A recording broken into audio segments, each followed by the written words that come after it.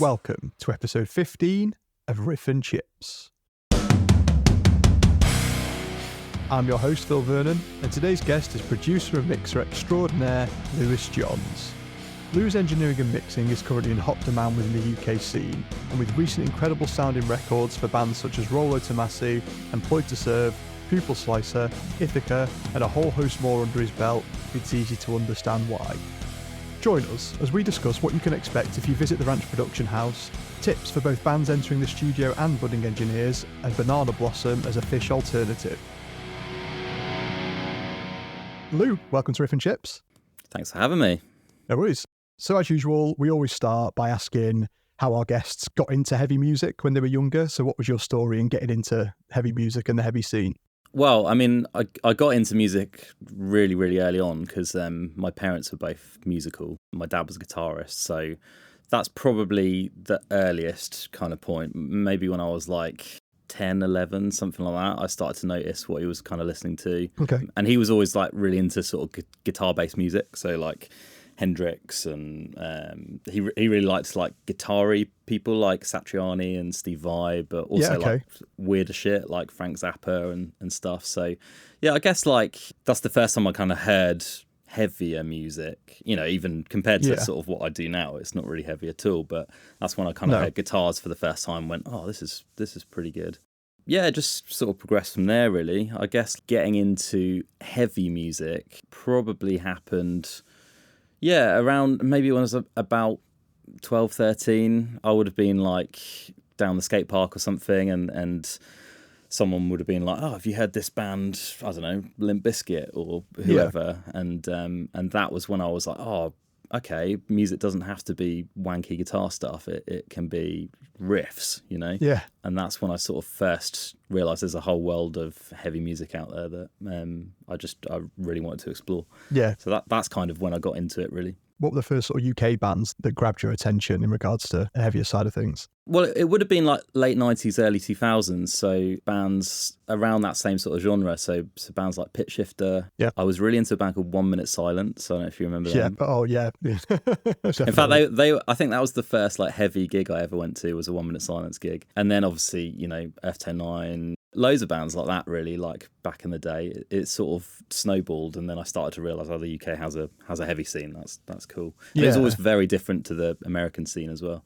Yeah, it definitely had its own identity. Like I had a chat with Carl a couple of weeks ago, and obviously that was a huge thing for me. Been listening to his music for 25 years and talked about a lot of these bands, obviously a close time with Pitch Shifter. And, you know, we talked about, I'm not sure if we went to 1 Minute Silence, but again, they were a huge thing for me. Bands like Vacant Stare, all those sorts of bands. And there was that early London scene. And again, it's through knowing Johnny Renshaw. Obviously, pre-Devil Soldy Soul was in Mahomodo. Mm-hmm. So he used to play a lot of early shows with the likes of, you know, Sixth, Eden Main, you know, bands like that. So it was, I think we probably took a very similar route into getting into the UK scene, especially. Eden Main, I forgot about that band, but I used to quite like them as well. Obviously Sixth were a massive influence for me. Eden Main was great because they were one of those earlier UK bands that actually recorded with Kurt Ballou as well. So you had that spell where a few UK bands, so they recorded their EP with him, I think. And then obviously Beecher recorded Breaking the Fourth Wall with Kurt Ballou, and that's no secret to anyone that listens to the show or knows me. That's still probably one of my top 5 records of all time. Oh, yeah. Was it Ed from Beecher, wasn't it? Like, because I've worked with Ed on a couple of things since then. I've always really wanted to ask him about recording that because, amazing record. Yeah, so good. You're based out of the Ranch Production House in Southampton. That's where you're talking from me now. Tell us a little bit about the studio and its surroundings for anyone that's not been there before. I mean, the studio itself, there's actually 3 studios here, kind of all under the Ranch umbrella. So there's a room that I'm in now, which is my own room. It's my kind of mixed room. Mm-hmm. There's the main live room, which is kind of the big kind of drum room that you probably see a lot of pictures and stuff in. Yep. And we've also got like an Atmos room next door now as well, which is the sort of newer of the rooms. But that kind of doubles up as Studio B. And then we've got like on-site accommodation and all the other stuff. So it's it's a cool little space. It's in kind of old farm buildings and like converted stables and stuff. Like this is basically an old stable what I'm sat in now. Yeah. It's not super in the sticks, but it's far out that you can come here and relax and, you know, not have to worry about being right in the centre of everything. And then if you wanted to drive 10 minutes into town. Like it's pretty easy to get into Southampton, to be honest. So yeah, it's a lovely space. I mean, we've been here, it must be 15 years, maybe something like that. Right, It's a yeah. long time now. And you're based there with a couple of other engineers, right? There's a whole team of us really now that work here, but it's I would say the core three would be me, Neil Kennedy, and Daly, and we all do like pretty different things, to be honest. And then we have like a couple of interns and junior engineers. Lou, she's a really great engineer that does a lot of kind of folkier stuff. My assistant Kel Pinchin does a lot of his own stuff now as well, so he's working on stuff like split chain, and so he's doing really good work. Oh, nice, yeah. And then there's a couple of other sort of up and coming guys as well that sort of intern but sort of do their own jobs and stuff here as well. So yeah, there's a nice little team of us here. It's like a nice little family, I think. Oh, nice. What can bands expect when they kind of come in to record with you? Do you have any particular kind of like ethos or approach? If someone was coming in to record a record with Lou Johns, like what can they expect? I mean, my approach changes from band to band, to be honest. You could expect to be worked pretty hard. I think that's the biggest shock for bands that are kind of newer bands coming into the studio. They don't really realise how much work, I mean, as you know, how much work goes into making a record. And I don't like it. I don't like tracking. I love the process. I don't like tracking. Yeah, well, I mean, lots of people say the same thing, to be honest. Yeah. But it can be. There can be difficult conversations. It can be really easy. Like it just depends really. It depends on the band. But like, the aim is to always see the band's vision through. Mm-hmm. Try and get their vision and blow it up and make it like the best version of that it can possibly be. And sometimes you have to have these back and forth with bands, and sometimes they have to open their mind a little bit. And sometimes I'm proved wrong as well. But like it's more than just hitting record. It's the whole creative process, So let's go through a quick fire list of some of the artists that you've worked with recently, just for anyone that might not be aware. So likes of Ithaca, Rollo Tomasi, Employed to Serve, Svalbard, Palm Reader, Pupil Slicer, Burner, quite recently Earth Tone 9, all stunning records that sound incredible. Are there any particular records that you're proud of? Not necessarily from those bands, I don't know whether it was your first record or if there's one in particular, but... That probably changes every week, to be honest. I don't know. Like it's usually the last thing you did, right? Like I would say. So at the moment, I'm super proud of that Earth Tone 9 record. Like I think it's amazing. I think the guys have written something really, really great. I mean, there's definitely records I look back on and have like, really good memories of making them. Ithaca is one of those. Like that was a great experience. Those guys are fucking awesome. Rollo Tomasi, the last Rollo record, is a really good one because it was super creative. Yeah, I really like it when records are like, they're hard work but they're super creative, and then you have something at the end you can be really, really proud of. So those are the ones really that I would look back on and be like, yeah, like I'm happy with how that turned out at that time. Any particular records that you remember as being like, I'm not saying difficult to work with in regards to the artist, but in terms of they really challenged your abilities or really made you step up to deliver what you needed to deliver at the end of it, be it like a particularly difficult mix or, something along those sort of lines? Yeah, I mean, I think every record has its challenges for different reasons. Mm-hmm. There's certainly records where maybe the tracking has actually been pretty easy, but the mix has been quite hard. Yeah, I don't know. I mean... Yeah, I would say the Pupil Slicer mix was pretty difficult because there's a lot of stuff stacked in there. That's quite a hard one. And obviously, like, they didn't have traditional bass player playing with a pick. It's like he's does a lot of slap bass and stuff, and getting all that stuff to sit properly and still sound really big and really heavy is quite a challenge, definitely. But no, I mean, like, I don't think you're working hard enough if every record didn't have a bit of a challenge, Yeah, agreed. You have to put everything into it. We had the unfortunate news last week of Steve Albini's passing. I'm sure he's someone that probably inspired you in one way or another. Yeah, massively inspired me. I mean, he did so many amazing records, man. And so many different sounding records. I mean, they all had his stamp of Steve Albini, but, he did bands like Neurosis to Cloud Nothings. Like, I mean, that record to me sounds amazing. And it's super sad we lost him so early. I think like he was still making amazing music to this day. Obviously, Mono posted, and they posted a picture, and they're like, this was literally 3 weeks ago, just like finishing up our latest record with him, sort of thing. So there's stuff that's still going to be to come out that he's had a part in. So we'll probably still get some of that, I imagine, over the next maybe even 12 months or so. Yeah, even stuff like his sounds and his gear and stuff. Like I've got back here, so I don't know if you can see it back there, but I've got a Trainer T50B. That's the Shellac bass amp. Like I got that because of Shellac, you know.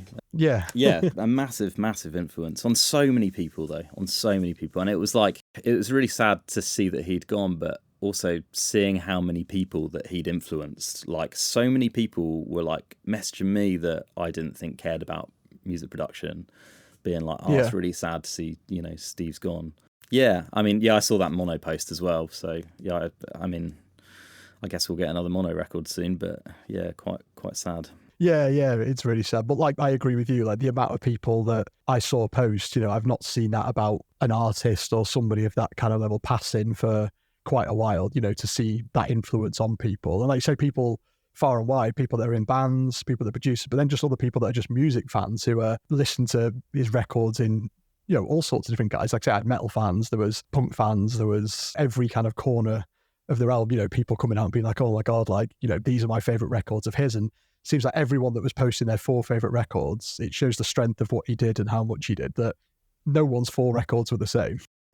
Yeah, I almost guarantee that. I think that if I was to say my 4 favourite Steve Albini records, they wouldn't be the same as anyone else either.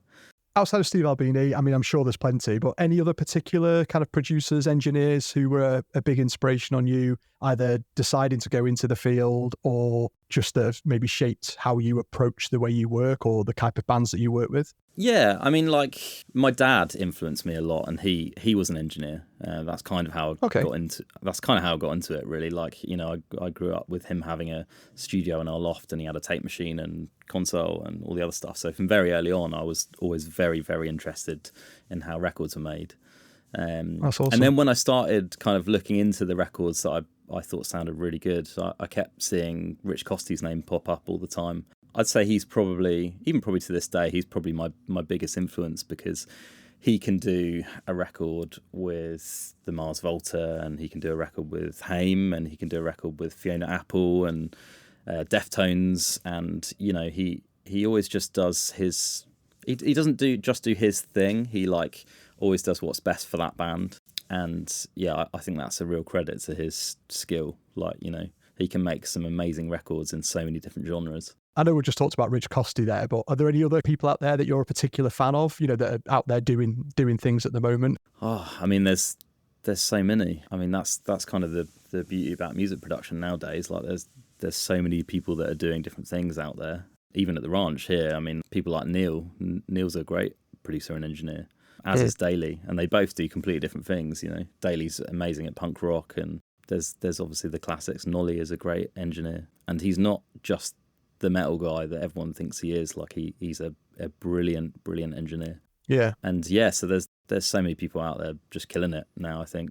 Yeah, I think, like I say, particularly in the UK heavy scene, like I say, I don't claim to know a lot, but we're quite lucky in the fact that we've got plenty of people consistently knocking out great records. Like you say, obviously we've got yourself, you mentioned Nolly there. Like I say, we've worked with Johnny Renshaw a lot, you know, who did things like the Elijah records, Devil Sold His Soul, Rinoa, all great sounding records. Then you've got people like Joe Clayton up at No Studio, who's obviously, you know, bands like 100 Year Old Man, Conjurer. Obviously, you've still got people like Ramesh putting out records. Our cup almost runneth over, really, in terms of, like, you know, UK bands and amazing engineers to work with. Absolutely. Yeah, absolutely. I mean, the two that you mentioned, completely different engineers. Joe is an amazing engineer. Like, I love how his records sound. Totally different to Ramesh's records. Also love how his records sound, you know. Yeah. There's so many different palettes of tastes and engineers and stuff out there, and no one's better than anyone else. It's just different, isn't it? Like, you know, if you want Joe's thing, you go to Joe, and you know, if you want Rom's thing, you go to him. You can listen to somebody, and it can be any of those artists, yourself included, and you listen to the broad spectrum of bands that you've worked with. Even more recently, you know, you could listen to, say, yourself, you can listen to the Ithaca record, and then you can listen to the Burner record, and they're both very different records in terms of sound.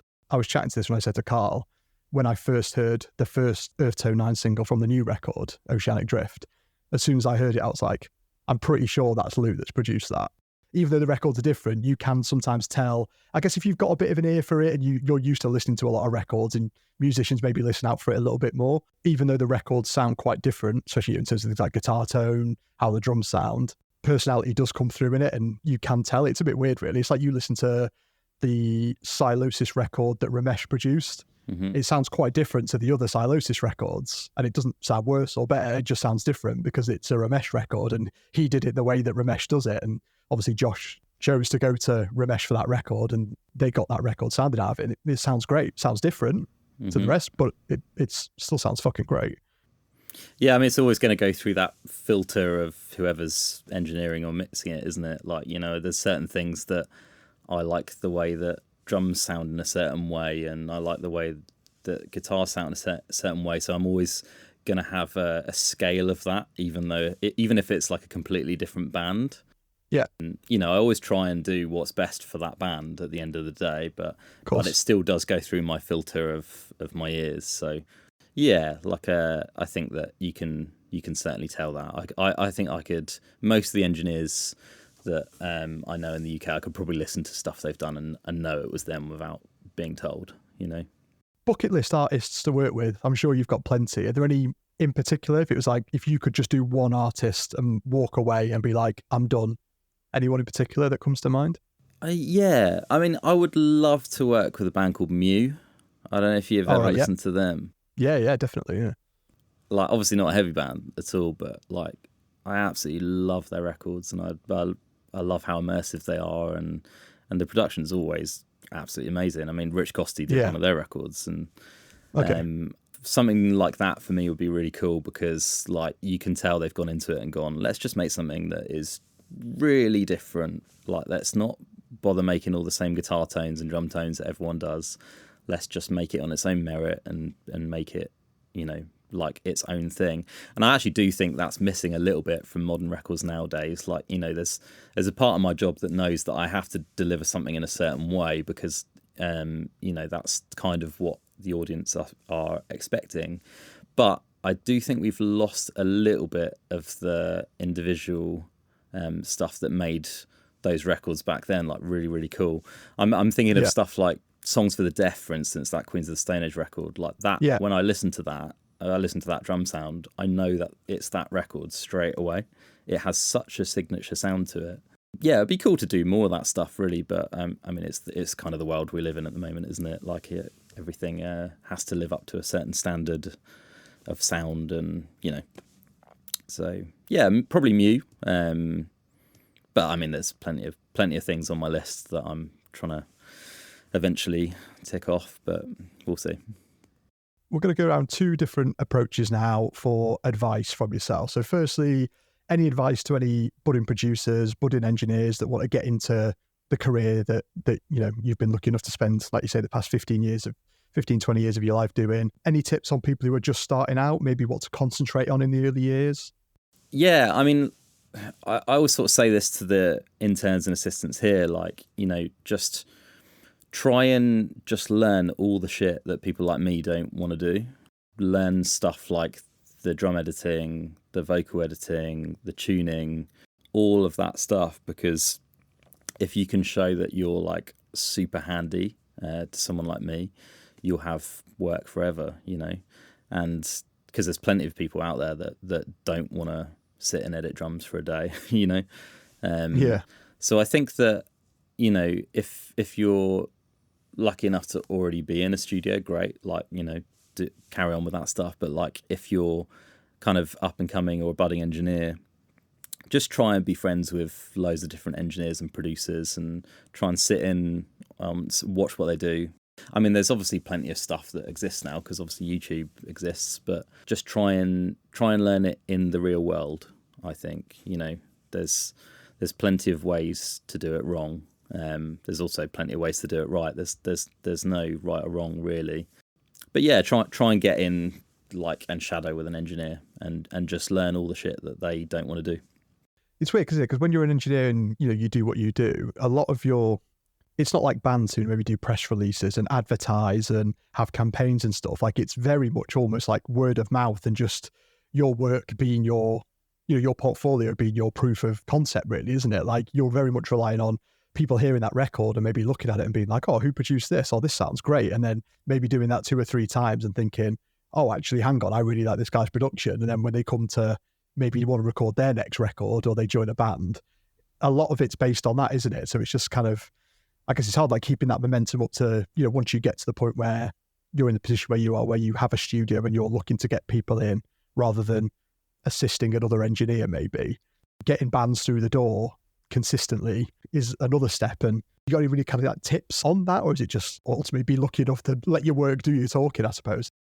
Unfortunately, a lot of it is like, let your work do the talking. Obviously, with social media, it's a little bit easier to sort of like promote yourself and reach out to bands and stuff now. But I still think, I'm just taking my assistant Kel for an example. Like, he very quickly started working with his own bands, and it did help that he plays in a band called Modern Era. Okay, yeah. And it did really help that he played in that band, but he just made himself available to do edits and do whatever for me. And then the more he worked, the more people saw his name. He got introduced to loads of people. He was here all the time. And, now he's doing great work. And actually, pretty soon he's going to be too busy to be doing stuff for me, which is exactly what I wanted out of it. That's his career now, going like this. Obviously, there is an element of hustling when you're first looking for bands. But I would say, obviously, the hustling is really important, but only hustle to bands that you really think you can bring something to the table. I wouldn't do any of these blanket emails or anything, because bands see through that shit straight away. Yeah. If you listen to someone and you think, actually, I think I could do a good job of this, or I could, help to improve it or whatever, then reach out and say to that band, just have a conversation with them, Next, let's go to advice for bands, because I'm sure this probably won't just be for people that are coming into a studio for the first time. I'm sure a lot of this advice would ring true for plenty of established bands and people who are experienced as well. So top couple of tips or bits of advice for when you're about to, say, head into the studio to record a record. Where do you want a band to be at that point? So, I mean, if you're coming in to record, you need to know everything and like perfectly inside out and backwards. I think there's so much like experimentation that happens in the studio. I think you're much more equipped for it if you have everything planned out and you're like, right, this is the foundations of what we're doing, and I know exactly what we're doing. I know exactly what the bass player's doing. I know exactly what the drummer's doing. I know exactly what fill he's going to put there. You can never be like too prepared going into the studio. And actually, that's probably, when bands come in that are underprepared, that's when stuff doesn't really get done like very quickly, or you end up compromising because you're just trying to get the best thing out of that moment. Whereas if they'd have practiced that, we wouldn't be talking about it and going over it a million times. Preparation, really.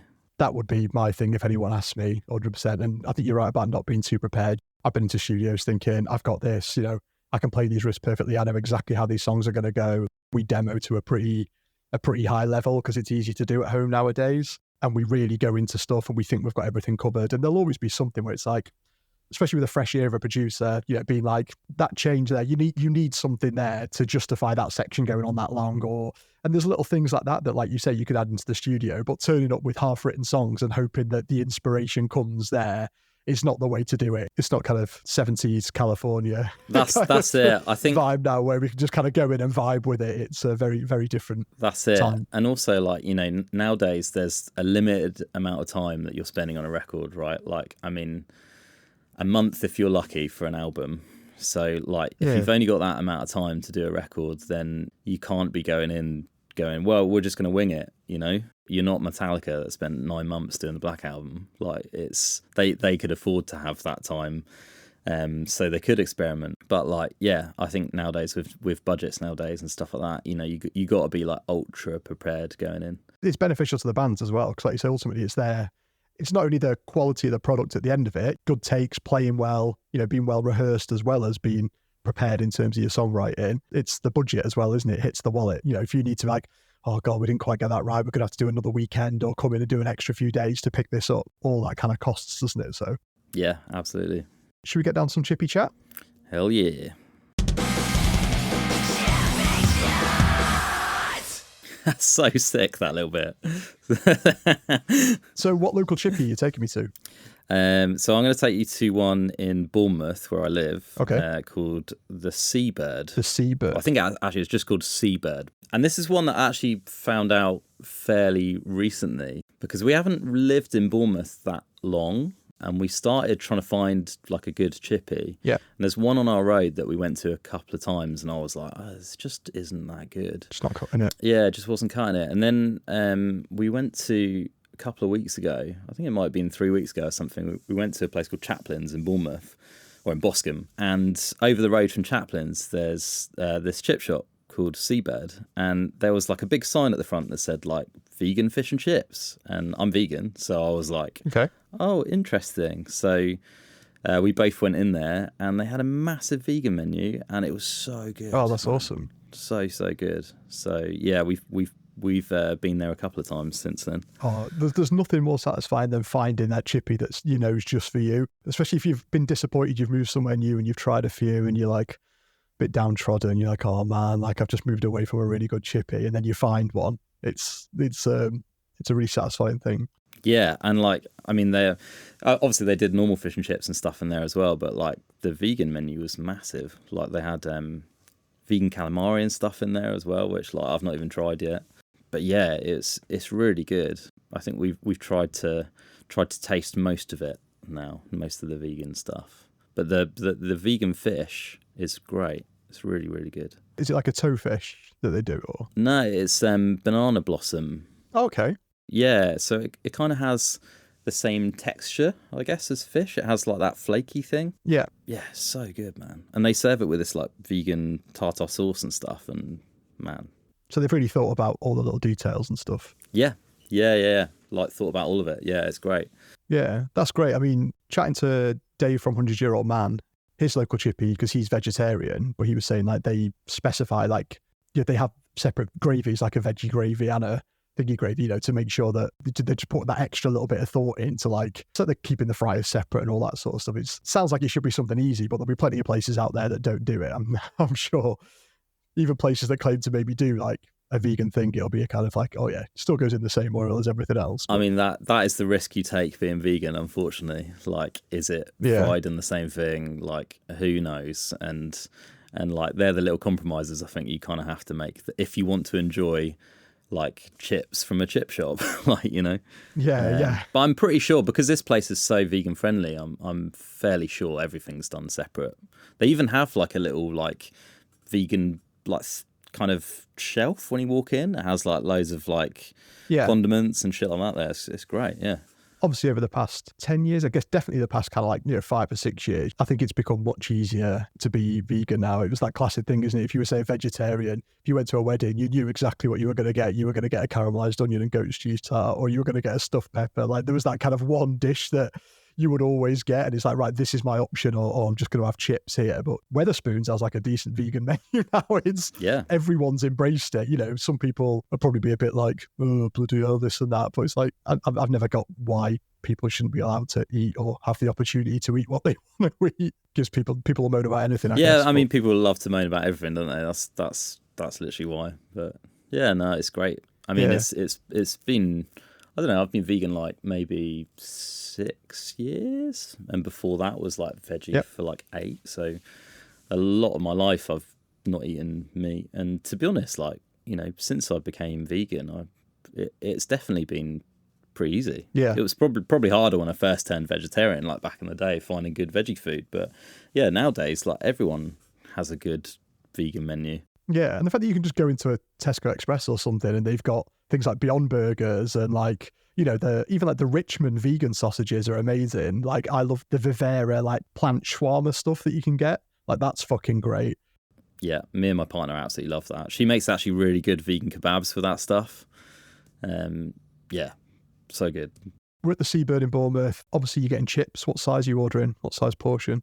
We usually get a large to share, although I will say last time we got it, and it was so much food that I was like, I think we should get a medium next time. Also, it's so big that even sharing a large was a lot of food. Yeah, Yeah. Even sharing large chips between us, it was almost too much. And I can eat, so... Okay, that's no mean feat. So they're not stingy on the portions at all then? Not at all.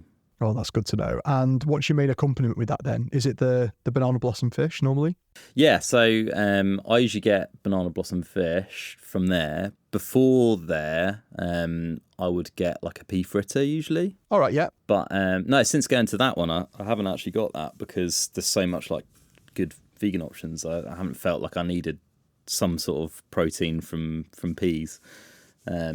No. But yeah, I usually get that, and then my partner usually gets like the vegan battered sausage because they do all that stuff there as well. Okay. And then sometimes we sort of share it. So yeah.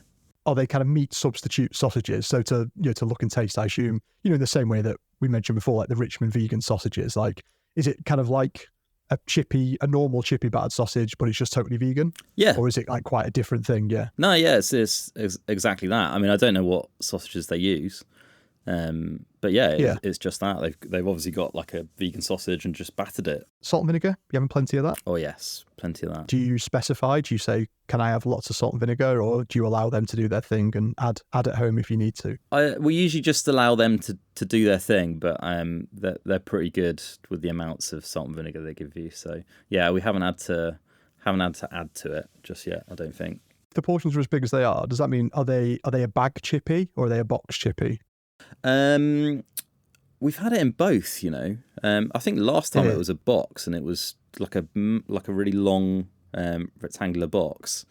Yeah. But yeah, it was just too much. It was way too much. Yeah. But the chips are really, really good as well.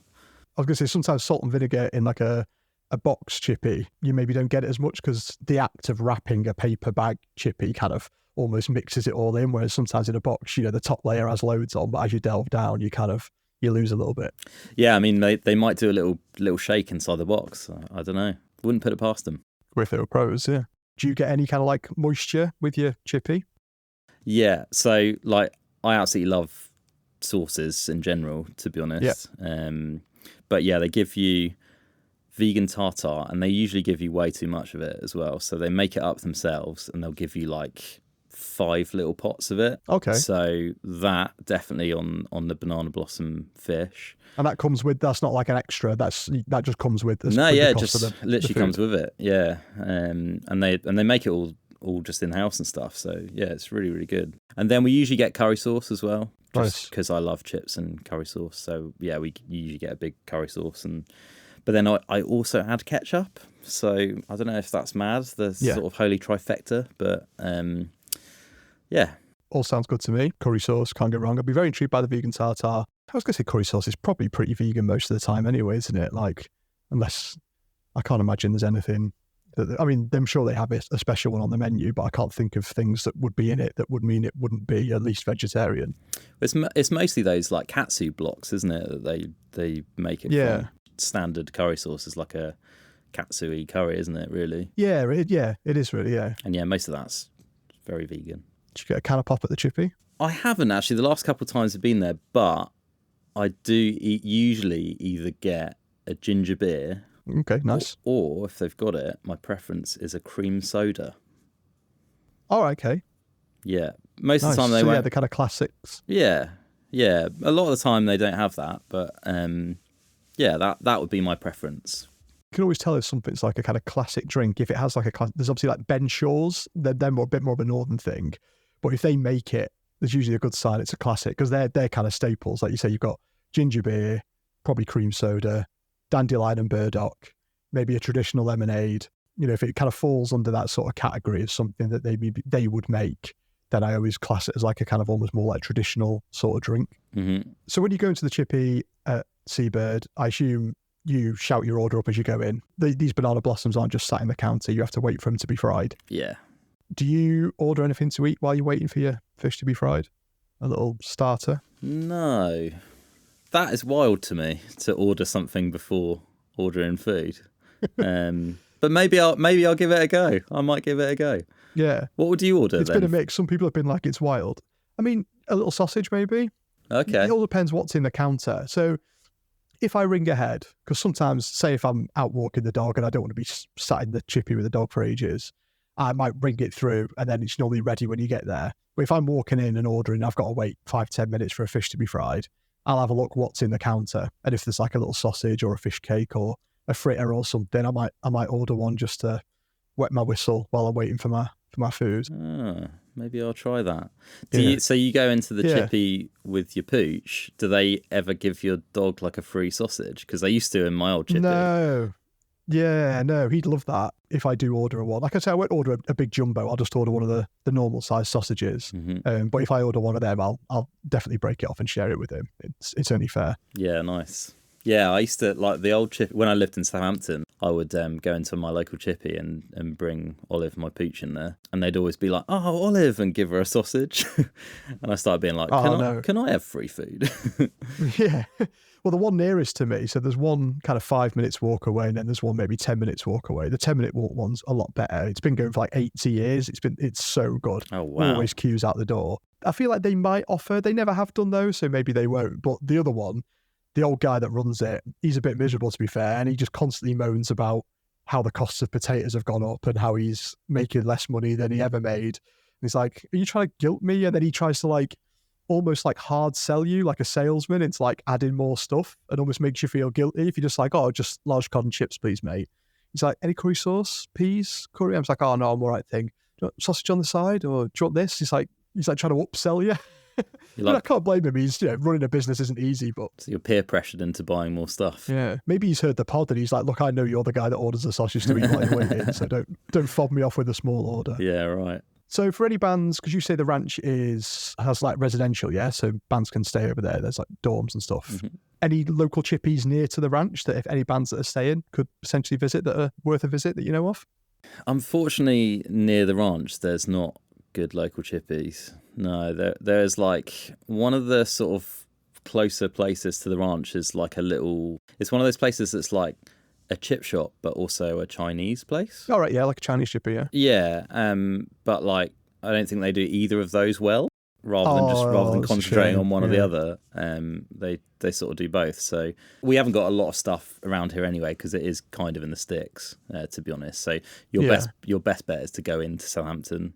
And there was a really good one. I actually can't remember what it's called because it changed the name fairly recently, but there was a good one right in the centre of town, right where I used to live. Again, they had a good vegan menu, and used to give Olive sausages all the time and stuff. So yeah, there's seems to be a sign of a good chippy. Yeah. I mean, there's plenty in the centre. So the only other time Southampton chippies were mentioned, and not because they were from Southampton, but we was talking to Pleiades, and they said they played a gig at Joiners, and I think they said there was a chippy like by Joiners maybe or nearby, and they said they remember playing a gig at Joiners, getting chips after the gig and eating them, and just watching two guys boot off on each other outside the chippy while they were having their chips. Yeah, I mean, have you played the Joiners? Never had the chance to play it, no. I've only ever been there once, I think, and that was a long time ago. Yeah, it's down quite a sketchy road. So if you're going to see anyone boot off, it'll be down by the Joiners, definitely. And I know the chippy they're talking about down there, actually, as well. It's a good chippy. Oh, that makes up for it. What's it called? Can you remember what it's called? I can't remember what it's called, no. But it's easy enough to find. Yeah, it's literally like a minute's walk away from the Joiners. There we go. Another place for people to check out if need be. Right, so the next section we have is just an opportunity for you to plug anything that might be coming up in the future, maybe a record that's coming out with your name on it. So we call this section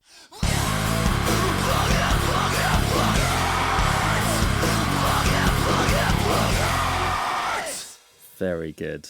Earthtone 9 is coming out, I think, in June. I think that's mid-June. Yep. So by the time this is out, June, it could be out already. Or so that one, yeah, definitely check out Earthtone 9. There's a couple of other records that are coming out later this year some I can't really say yet, I don't think. But yeah, there's a band called Lowen actually that we worked with fairly recently. Yeah. That's coming out on Church Road, isn't it? Yeah, it is, yeah. You should definitely check that record out. It's really cool. Yeah. The single I heard that they put out last week, maybe, as we're talking now, not June 17th, when this podcast comes out, because I'd not heard the band, and I saw Church posting about it. Obviously, we're on Church, so I always keep an eye on what's going on. And then I heard it, and I was like, oh, this is really interesting. Like, genuinely something a little bit different. Yeah.